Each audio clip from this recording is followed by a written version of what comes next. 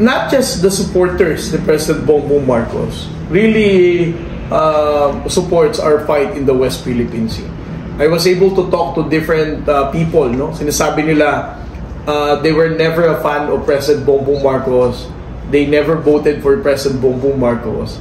However, pagdating sa West Philippine Sea, ito ang tinitindigan at sinusuportahan nila. I agree with you, no? Kung ang mga nakaraang administrasyon, lalo na siguro kung ang nakaraang administrasyon, nagkaroon ng tamang impormasyon sa publiko, binigay talaga at pinaintindi kung ano ang tamang impormasyon for them to appreciate what we are fighting for in the West Philippine Sea. Sana ang problema natin sa kabataan nakakulangan ng impormasyon dito para ma-appreciate nila ang pinaglalaban nila. Siguro hindi na natin problema. Ang sabi ko nga, kung ang bata ipinanganak ng 2016 at kung hindi si President Bongbong Marcos ang presidente natin ng 2022, bababa ang presidente natin ng 2028 kung hindi si President Bongbong Marcos. 12 years old na siya, no?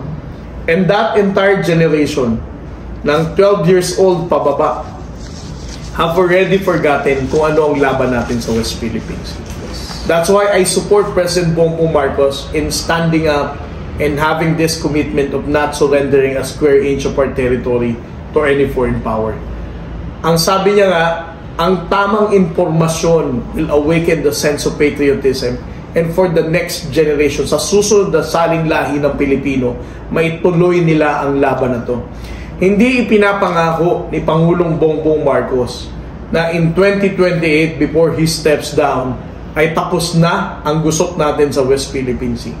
Pero ang objective ng transparency effort na sinusuportahan ni Pangulong Bongbong Marcos ay siguraduhin mapukaw natin ang kamalayan ng kabataang Pilipino para sisiguraduhin natin they will be able to continue our fight in the West Philippine Sea. We do not know whether in the next 30 years, 50 years, or even a century, kung gaano na kalakas or kaunlad ang bayan ng bansang Pilipinas. In our generation, the most important role that we have to play is to hold the line for the next generation of Filipinos to understand what are we fighting for. Kung ngayon pa lang, kwentuhan pa lang, isusuko na natin ang laban natin sa West Philippine Sea. Kung ngayon pa lang, pronouncement pa lang ng mga nakaraang mga administrasyon at kanyang mga miyembro ng gobyerno noon ay isuko na natin ito dahil tubig lamang daw. Ano na ang magiging paningin ng susunod na lahi ng Pilipino? By the time na meron na tayong kapasidad at yaman para tindigan ng laban sa West Philippine Sea. Ano sabihin nila? Wala na tayong paglalaban sa West Philippine Sea. Kasi yung mga ninuno natin, those generations who came before us, are so afraid na isinuko na nila dahil ayaw daw nila ng gera. So ngayon, for President Bongbong Marcos, we are going to hold the line. We are going to double our efforts for the Filipino younger generation to understand what are we fighting for at ituloy ito sa susunod na saling lahi ng Pilipino.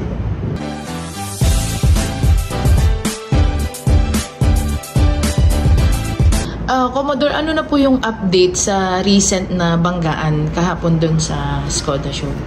Well, ang nangyari kahapon, no? Ang BRP Bagakay, yung 4410, and BRP Cape Engaño, MRB 4411, departed Buliluyan Port the other night.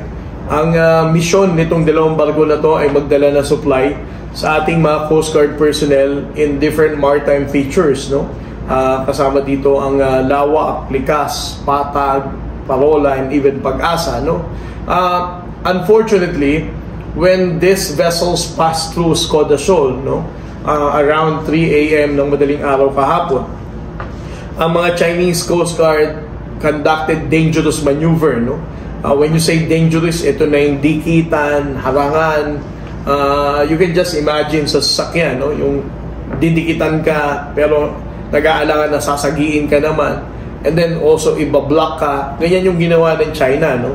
So their intention is to really hamper the voyage of the vessels. However, it is also important for us to understand, no, na ang intention lamang ng China, dahil ang paniniwala kasi nila, etong dalawang 44-meter vessels na to will be reinforcing the 9701.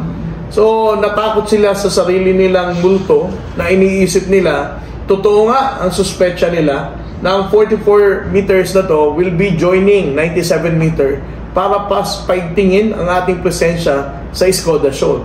Kasi yan yung sinasabi nila ng mga nakaraang araw, no? So, dahil sa kanilang paranoia mismo, they see to it na ang mga vessels natin will have a difficulty in proceeding to passing through Skoda Shoal. Pero, eventually, when they realize na hindi naman pala Skoda Shoal talaga ang tatahakin natin, this China Coast Guard vessels already let go, no, of the Coast Guard vessel. Kaya nga ngayon, as we speak, no, these two Philippine Coast Guard vessels are in Pag-asa. So, despite of the sustained structural damages ng 4410 and 4411, ang ating pong Coast Guard vessels, kasama niyang kaninyang mga magigiting na commanding officers and crew, ay minabuti pa rin na puntahan ang ating mga areas na meron tayong Coast Guard personnel para makapagdala ng supplies. Commodore, sa tingin nyo po, magkano po kaya yung estimate na damage po nung dalawang vessel po natin? Well, honestly, right now, no, the only assessment na magagawa natin is only to measure it. Okay. But for the detailed evaluation kung magkano ang gagastusin ng gobyerno para ipaayos tong barko na to, that can only be conducted kapag nakabalik na siguro sila sa puerto ng Palawan. Opo.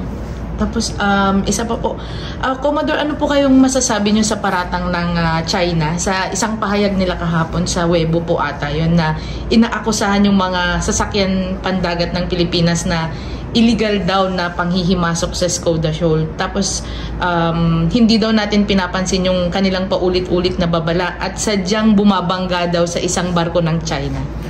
Well, una sa lahat, no, ang Philippine Coast Guard vessels, ang sabi ko nga kahapon, no, during my interviews, this is a routine resupply mission. Ibig sabihin, buwan-buwan, dinadaanan natin ito, wala naman tayong illegal na ginagawa. Secondly, ang pagdaan natin dito ay napapaloob sa ating sariling exclusive economic zone. Pangatlo, bakit naman natin sila babanggain? Ang lalaki nila, ang liit natin, ang cute natin. Di ba? Hindi naman tayo ganyan kabobo para sabihin na babanggain natin sila para mabutas tayo. Di ba? I mean, common sense lang, di ba? Pang-apat, sinasabi nila na tayo daw mismo agresibo. Ang point ko naman dito, bakit kasi sila nandun? Di ba? Eh sila nga yung illegally encroaching our own waters, no? Why would the Chinese government send China Coast Guard vessels with a distance of more than 1,000 nautical miles away from their own coastline, samantalang hindi naman na kanila yun? So, para sa akin, nakakatawa na nakakainis lang itong mga ganitong statement ng China. Pero, ang pinaka-nakakainis, alam mo sa lahat, hindi lang itong statement ng China, kundi yung mga Pilipino na trolls na dumadagdag at sinasakyan itong mga ganitong statement. Mas dun yung nakakainis eh. It will make you think, ito bang mga trolls na to, naniniwala talaga sa sinasabi ng Chinang statement na ito, or binayaran talaga sila ng China para maniwala sa mga ganitong statement? Kasi again, common sense lang to. Hindi mo kailangan maging matalino. Ang dami pa naman daw sa mga trolls na to, may PhD. Matataas yung degree. Follow up lang po, sir. Kasi daw nakita sa video na parang hinarangan ng Coast Guard po natin. Kaya daw po nabangga. Alam mo, masyadong tricky yung kuha na yun eh. Opo. It was taken from a different angle. So try to imagine, kung tayo dire-diretsong ganyan ang andal, Opo. sila pag ganyan, pag tinignan mo dito sa angulo na to, parang Tayo. it will appear na parang lumiko tayo. Yes, tayo. Di ba? Opo. So, hindi mo, again, ang tanong ko nga dyan, sa cute ng barko natin, sasadyain ba talaga natin bumangga sa kanila? Pangalawa, ano kasi ang ginagawa nila doon? Di ba? Why would you subject the Philippine Coast Guard vessels to dangerous maneuver? Why would you come close to that distance? No? Kung wala ka talagang intensyon na maghanap ng tama sa barko mo.